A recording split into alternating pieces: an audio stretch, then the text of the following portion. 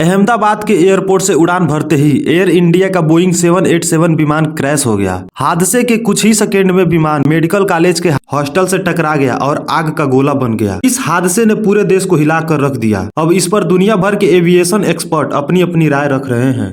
उन्हीं में से एक है कैप्टन स्टीव, जो खुद एक अनुभवी पायलट है और बोइंग 777 जैसे विमानों को उड़ाते हैं। उन्होंने हादसे के 3 संभावित कारण बताए हैं। आइए समझते हैं उनके मुताबिक आखिर ऐसा क्या हुआ जिससे इतनी आधुनिक तकनीक से बना विमान भी हवा में टिक नहीं पाया। पहली संभावना, दोनों इंजन का फेल हो जाना। कैप्टन स्टीव के मुताबिक यह हादसा लिफ्ट लॉस यानी विमान के पंखों से पर्याप्त हवा न मिलने की वजह से हुआ हो सकता है। इसका मतलब होता है कि विमान में पर्याप्त बल नहीं था जो ऊपर की ओर उठाए रख सके।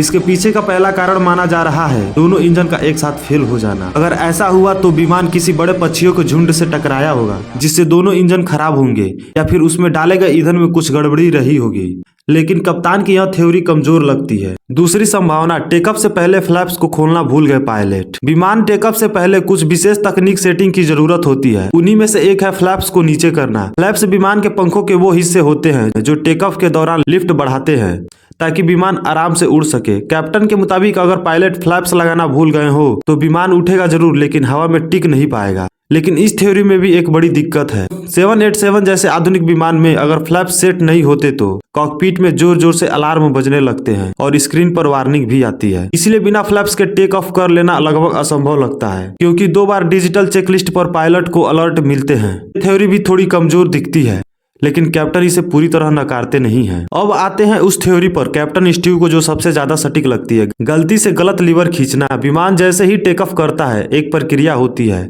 को पायलट कहता है कि पॉजिटिव रेट यानी विमान हवा में उठ चुका है। इसके बाद मुख्य पायलट कहता है कि गियर अप यानी लैंडिंग गियर को अंदर खींच लो। हो सकता है को पायलट ने गलती से गियर के बजाय फ्लैप्स वाला हैंडल खींच दिया हो। इसका मतलब विमान से वो हिस्से हट गए जो हवा में टिकाए रखते हैं। और विमान के नीचे लैंडिंग गियर भी बाहर थे जो हवा में बहुत रुकावट पैदा करते हैं, और ऊपर फ्लैप्स भी बंद हो गए। ऐसे में हवा में टिके रहना नामुमकिन हो सकता है, और यही वजह हो सकती है कि विमान कुछ सेकंड बाद अचानक अपनी ऊंचाई खोने लगता है। पायलट ने शायद दूसरी ताकत से इंजन चलाया, लेकिन तब तक बहुत देर हो चुकी थी। विमान ने जमीन से कुछ 100 फीट की ही ऊंचाई पाई थी और वहां से नीचे गिरने में ज्यादा समय नहीं लगा।